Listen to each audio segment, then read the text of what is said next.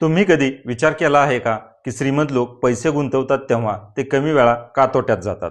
सामान्य गुंतवणूकदार अनेक वेळा एक चुकीमुळे मोठे नुकसान करून बसतो, पण श्रीमंत लोक गुंतवणूक करताना एक महत्त्वाची गोष्ट पाळतात, ती म्हणजे रिस्क मॅनेजमेंट.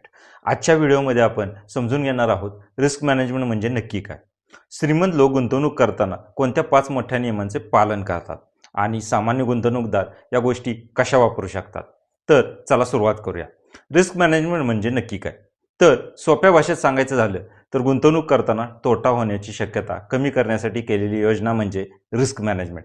कारण एक गोष्ट लक्षात ठेवा, गुंतवणुकीत 100% सुरक्षित काहीही नसते. पण हुशार गुंतवणूकदार काय करतो, तर तो तोटा टाळण्याचा प्रयत्न करत नाही, तो तोटा नियंत्रित ठेवण्याचा प्रयत्न करतो. श्रीमंत लोक सर्व पैसे एका ठिकाणी गुंतवत नाहीत. ही सर्वात मोठी स्ट्रॅटेजी आहे. यालाच डायव्हर्सिफिकेशन म्हणतात. एक उदाहरण पाहूया. एका व्यक्तीकडे 10 लाख रुपये गुंतवणुकीसाठी असतील तर सामान्य गुंतवणूकदार कदाचित हे सर्व पैसे शेअर मार्केटमध्ये टाकेल. पण श्रीमंत व्यक्ती काय करेल, तर तो ते पैसे विभागून गुंतवेल. काही पैसे शेअर्समध्ये, काही म्युच्युअल फंडमध्ये, काही गोल्डमध्ये, काही FD किंवा बॉन्ड्समध्ये, तर काही इमर्जन्सी फंडमध्ये ठेवेल.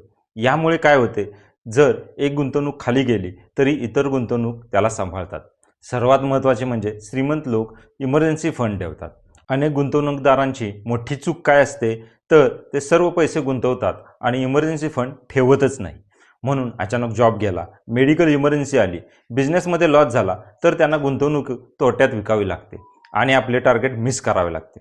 पण श्रीमंत लोक आधीच 6 ते 12 महिन्याचा खर्च इमर्जन्सी फंड म्हणून ठेवतात.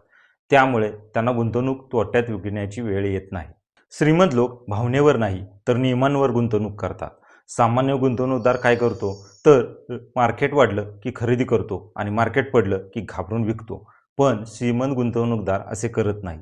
तो आधीच नियम ठरवतो, किती पैसे गुंतवायचे, किती रिस्क घ्यायची, किती लॉस झाला तर एक्झिट घ्यायचा. यालाच म्हणतात इन्व्हेस्टमेंट डिसिप्लिन.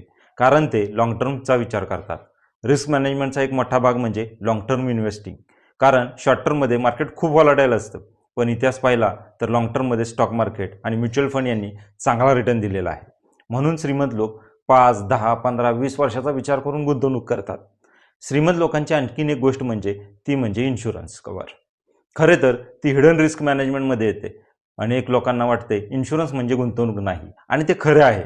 परंतु श्रीमंत लोकांसाठी इन्शुरन्स म्हणजे एक रिस्क मॅनेजमेंट टूल आहे.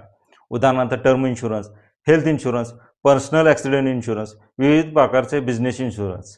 जर कुटुंबातील कमवणाऱ्या व्यक्तीला काही झाले तर श्रीमंतांची संपूर्ण आर्थिक योजना कोसळत नाही.